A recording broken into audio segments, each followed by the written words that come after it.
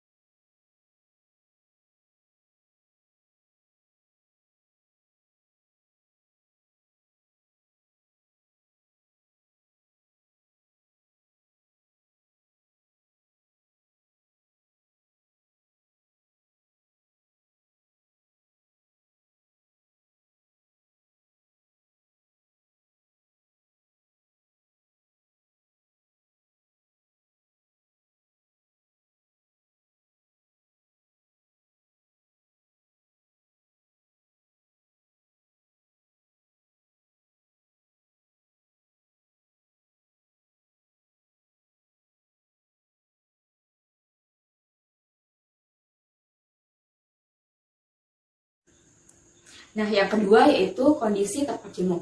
Kondisi tepat jenuh adalah kondisi saat konsentrasi suatu garam sama dengan kondisi kelarutannya, sehingga zat tersebut tepat mengendap.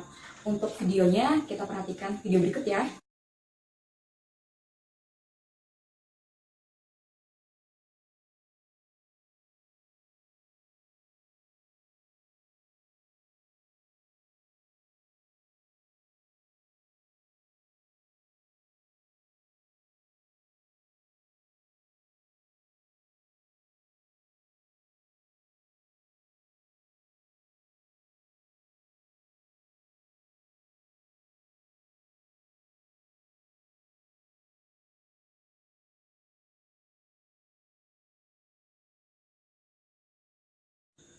Dan yang terakhir yaitu kondisi lewat jenuh. Jadi kondisi lewat jenuh adalah kondisi saat konsentrasi suatu garam melampaui kondisi kelarutannya, sehingga garam tersebut lebih banyak mengendap dibanding yang larut. Untuk memperhatikan kondisi tersebut, kita simak video berikut.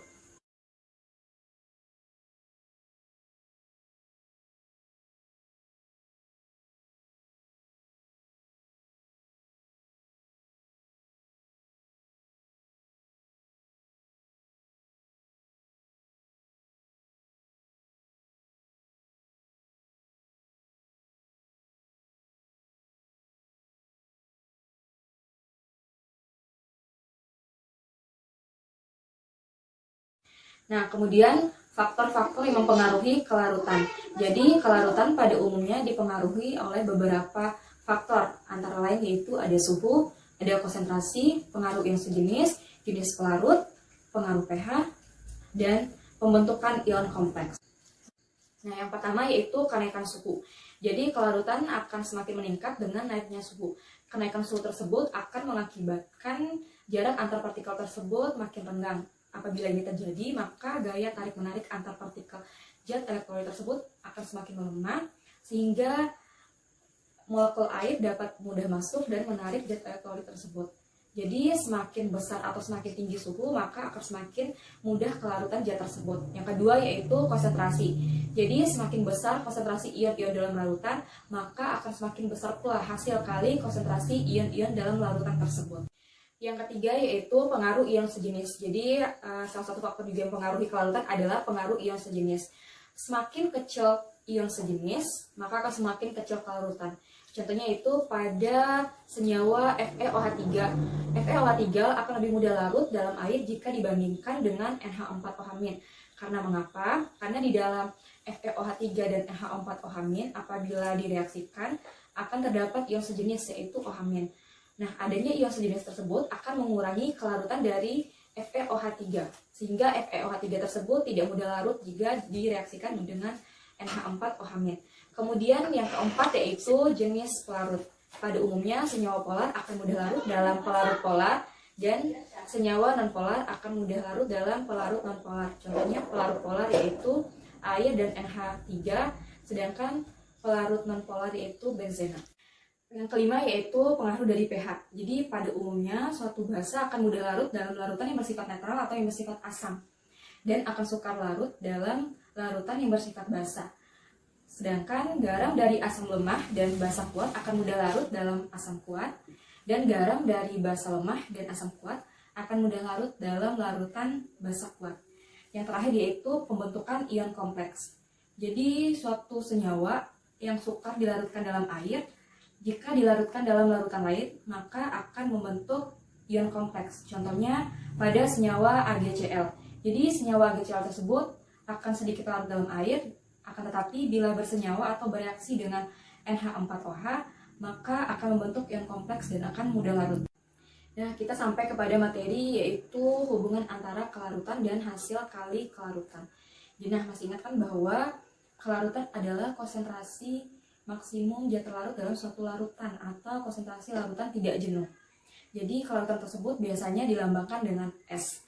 Nah, bagaimana cara untuk menentukan kelarutan? Seperti yang sudah Ibu jelaskan bahwa konsentrasi kelarutan sama dengan konsentrasi molaritas. Jadi untuk mencari kelarutan kita dapat menggunakan persamaan molaritas di mana S sama dengan M. Jadi untuk mencari konsentrasi kelarutan kita dapat menggunakan rumus M sama dengan mol per V sama dengan gram per mf dikali 1000 per V. Jika yang diketahui adalah mol zat larut, maka kita akan menggunakan rumus M sama dengan mol per V dengan syarat satuan dari volumenya itu liter. Kemudian jika yang diketahui adalah massa zat larut, maka kita akan menggunakan rumus gram per mr dikali 1000 per V. Dengan syarat satuan dari volumenya adalah mililiter. Atau kita dapat menggunakan rumus M sama dengan gram per mr dikali 1 per V dengan syarat satuan dari volumenya itu liter. Jadi jelas ya. Nah, sekarang kita lanjut akan membahas mengenai hasil kali kelarutan. Jadi hasil kali kelarutan atau yang dinamakan dengan KSP adalah tetapan kesetimbangan larutan jenuh atau hasil kali ion-ion pangkat koefisien. Contohnya yaitu pada senyawa CaF2. Nah, jika senyawa CaF2 dilarutkan dalam air maka akan membentuk ion Ca2+ dan 2F-. Nah, jika CaF2 dilarutkan hingga konsentrasi maksimum atau membentuk larutan jenuh, maka akan terjadi reaksi kesetimbangan, di mana laju pembentukan ion Ca2+ dan 2F- akan sama dengan laju pembentukan larutan CaF2. Yang namanya reaksi kesetimbangan pasti ada tetapan kesetimbangannya, bukan? Nah, di sini tetapan kesetimbangan dari konsentrasi larutan jenuh disebut sebagai KSP. Jadi KSP adalah hasil kali konsentrasi ion-ion produk pangkat koefisien masing-masing dibagi hasil kali konsentrasi per reaksi atau reaktan pangkat koefisien masing-masing. Akan tetapi pada proses pelarutan, karena reaksi atau reaktan berfase solid atau padatan, maka yang ditulis hanya produknya saja. Jadi KSP merupakan hasil kali ion-ion konsentrasi pangkat koefisien produk masing-masing.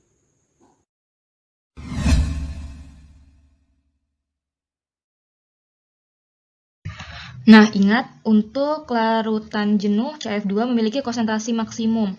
Namun konsentrasi maksimumnya disebut juga kelarutan atau S, sehingga CF2 yaitu S sama dengan mol per liter. Berarti di sini S mol per liter juga berlaku untuk konsentrasi Ca2+.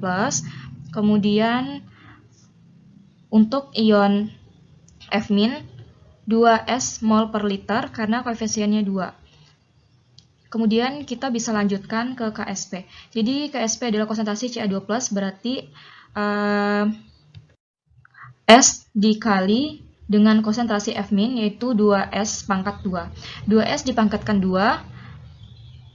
Jadi ini 2S dipangkatkan dengan 2, 4S pangkat 2, ditambah dengan S berarti 4S pangkat 3. Jadi untuk CaF2, KSP-nya adalah 4S pangkat 3. Nah, jadi KSP dari CaF2 yaitu sama dengan Ca2+ dan F2 dan F- pangkat 2. Jadi Ca2+ ini pangkatnya 1 dan F- ini pangkatnya 2. Jadi karena pangkat 1 maka tidak ditulis ya.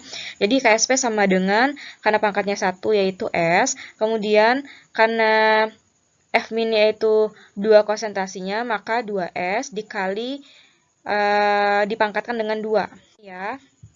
Nah, jadi sini karena Ca2+ konsentrasinya 1 dan maka 1 pangkat 1 yaitu 1. Sini kemudian di sini 2S pangkat 2 karena konsentrasi dari F- adalah 2, kemudian dipangkatkan dengan 2 jadinya 2S pangkat 2. Jadi S kali 2S pangkat 2 sama dengan KSP sama dengan 4S pangkat 3. Jadi untuk CaF2 adalah KSP-nya itu 4S pangkat 3 ya.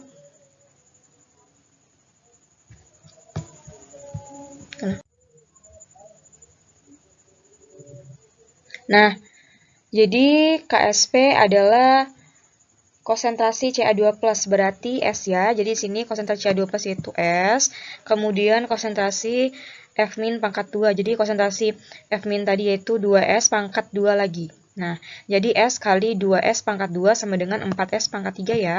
Jadi untuk CaF2, KSP-nya adalah 4S pangkat 3. Nah, jadi jelas ya.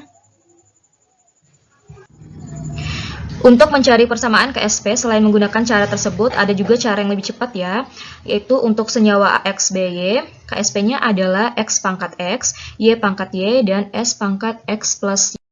Untuk senyawa CaF2, jika kita menggunakan senyawa CaF2, maka perhatikan.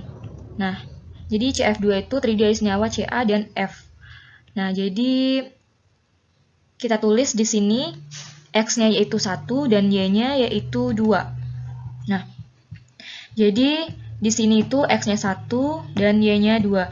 Masih ingat kan bahwa rumus KSP adalah X pangkat X, Y pangkat Y, S X pangkat S X plus Y. Jadi di sini X-nya yaitu 1. Jadi 1 pangkat 1, kemudian Y-nya itu 2, berarti 2 dipangkatkan dengan 2, dikali S pangkat X plus Y. Jadi X-nya itu 1 plus 2. Jadi 1 kali 1, 1. 2 kali 2, 4. Jadi 1 kali 4, 4.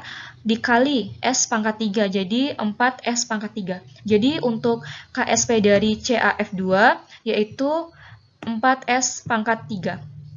Jadi ingat ya bahwa rumus untuk mencari KSP dengan cara yang mudah yaitu X pangkat X, Y pangkat Y, S pangkat X plus Y. Nah, kemudian kita akan ke contoh soal berikutnya yaitu pada AlOH3. Jadi pada AlOH3 yaitu X-nya yaitu kita tulis 1 dan Y-nya itu kita tulis 3.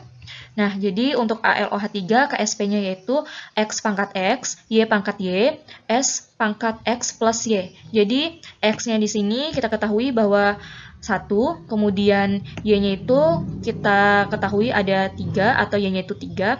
Jadi X pangkat X berarti 1 pangkat 1, kemudian Y pangkat Y berarti 3 pangkat 3.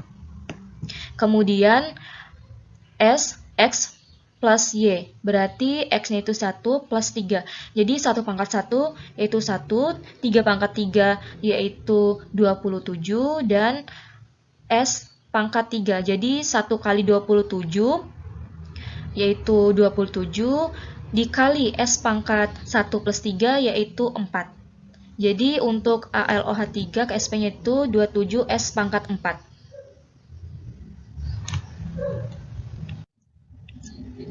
Nah, sekarang kita dapat menyimpulkan bahwa hubungan antara kelarutan S dengan hasil kali kelarutan. Untuk senyawa yang memiliki ion sama dengan 3, maka kita dapat menentukan KSP-nya yaitu 4S pangkat 3. Contohnya yaitu untuk senyawa dengan jumlah ionnya 3 yaitu CaF2. Akan tetapi pada CaF2, jika yang diketahui adalah KSP-nya dan yang ditanya adalah S atau kelarutannya, maka S merupakan atau S sama dengan akar pangkat 3 dari KSP per 4. Nah, jadi ini ya rumusnya jika yang ditanyakan adalah S. Nah, jika yang ditanyakan KSP adalah 4S pangkat 3.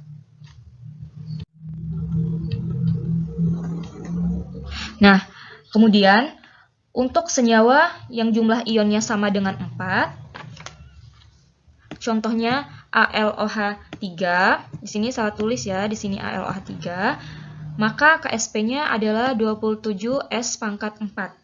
Sedangkan jika yang ditanya adalah kelarutannya atau yang ditanya adalah S-nya, maka S sama dengan akar pangkat 4 KSP per 27. Untuk jumlah ion yang lain, maka kalian bisa coba sendiri ya dengan memperbanyak latihan soal di rumah. Nah, jadi ingat, untuk jumlah ionnya 3, berarti KSP-nya adalah 4S pangkat 3. Sedangkan untuk jumlah ionnya 4, berarti KSP-nya adalah 27S pangkat 4.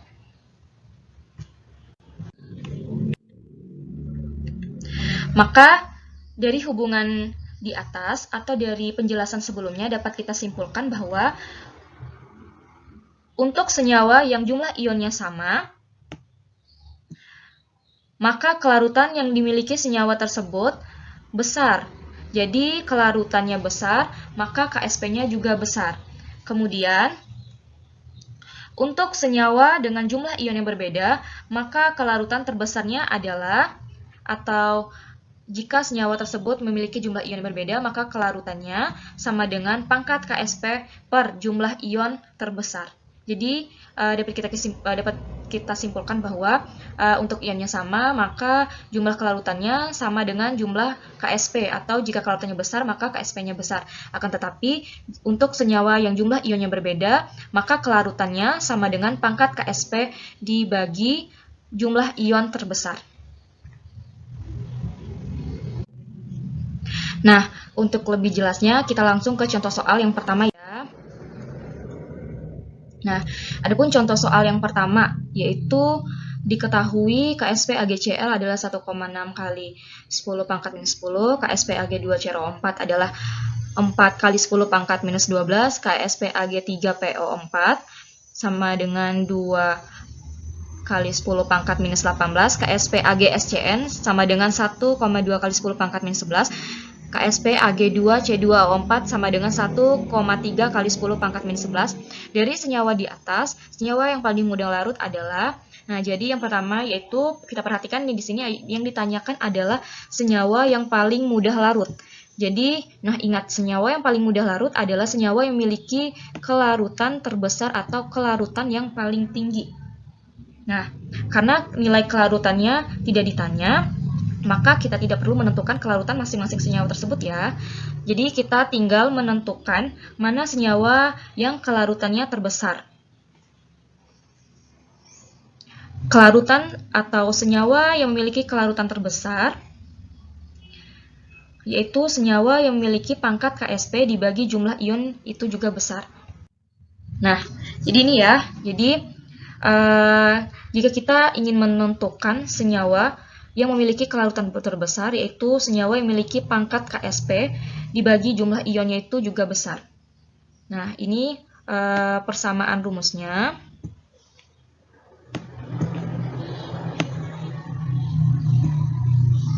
Ini ya persamaan rumusnya.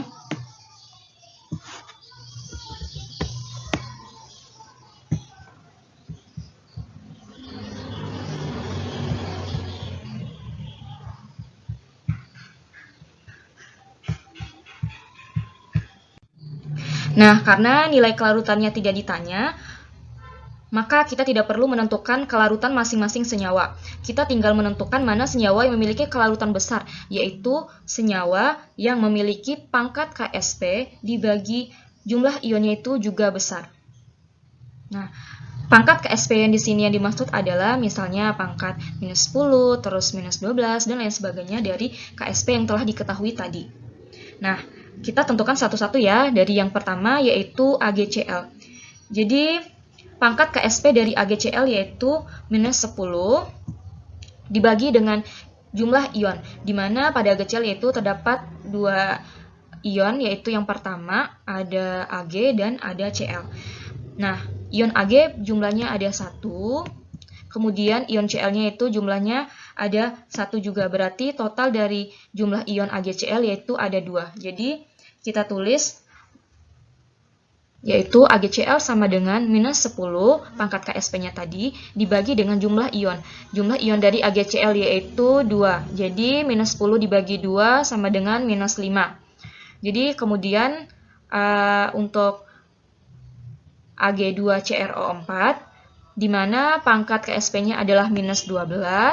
Jadi kita tulis di sini minus 12. Kemudian untuk ionnya, ion Ag2 yaitu 2. Kemudian CrO4 yaitu 1. Jadi jumlah total dari ion dari AgCrO4 adalah 3. Jadi minus 12 dibagi 3 sama dengan minus 4.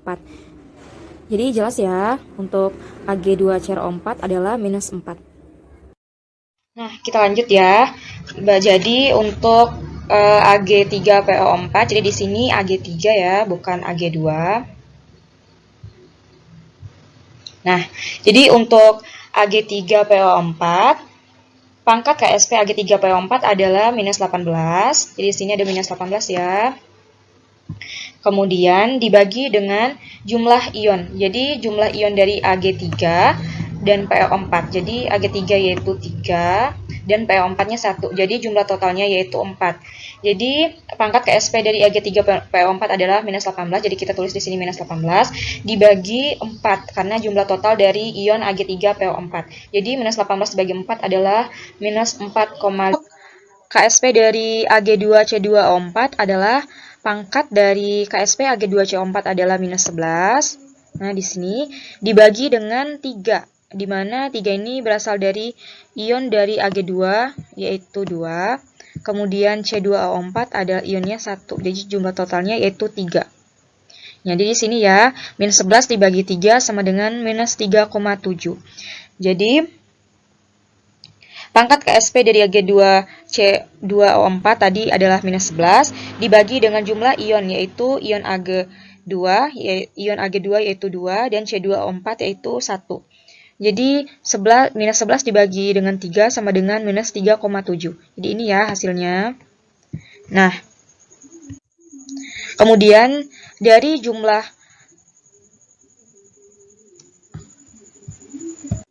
Jadi senyawa yang paling mudah larut adalah senyawa yang kelarutannya terbesar. Jadi untuk AgCl yaitu minus 5, kemudian untuk Ag2CrO4 adalah minus 4, kemudian Ag3PO4 yaitu minus 4,5, dan AgSCN adalah minus 5,5, dan yang terakhir yaitu Ag2C2O4 yaitu minus 3,7. Jadi yang paling besar yaitu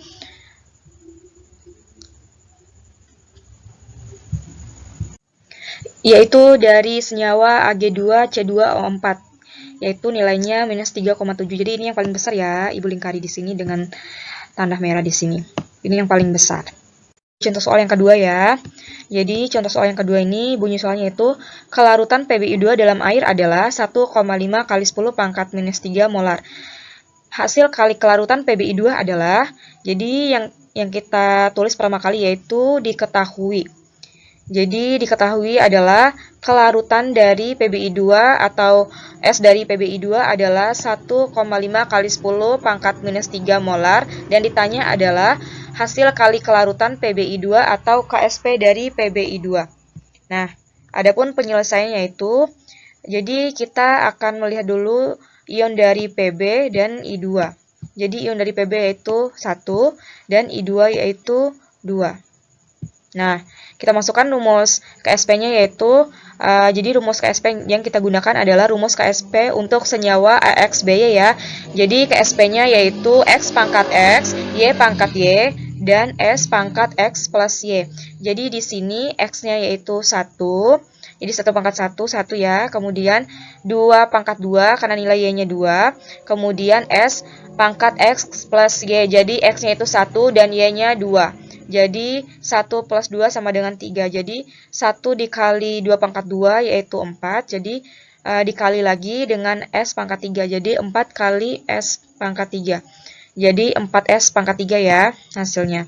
Kemudian kita masukkan nilai S-nya. Di mana nilai S-nya tadi sudah kita tentukan bahwa nilai S-nya itu 1,5 kali 10 pangkat minus 3. Sesuai dengan nilai S di atas ini ya. Nah, kemudian kita masukkan nilai S-nya pada rumus KSP 4S pangkat 3. Jadi 4 dikali, kita masukin nilai S-nya itu 1,5 kali 10 pangkat minus 3, dipangkatkan lagi 3. Jadi hasilnya itu 13,5 kali 10 pangkat minus 9. Nah, jadi ini ya hasil akhirnya. Nah, jadi sekian pembelajaran kita pada pagi hari ini. Nah, untuk memperlancar kalian memahami atau memudahkan kalian dalam memahami materi kelarutan dan hasil kali kelarutan, maka kalian akan lebih atau kalian harus memperbanyak mengerjakan soal atau latihan soal di rumah ya. Jangan lupa memperbanyak latihan soal di rumah dan membaca beberapa literatur atau video atau menyimak video pembelajaran yang berkaitan dengan kelarutan dan hasil kelarutan. Jadi ini untuk menambah pemahaman kalian atau menambah wawasan kalian mengenai materi kelarutan dan hasil kali kelarutan. Nah, demikian pembelajaran pada pagi hari ini. Lebih dan kurangnya mohon dimaafkan. Kita akan ketemu pada pertemuan selanjutnya. Assalamualaikum warahmatullahi wabarakatuh. Tetap semangat ya!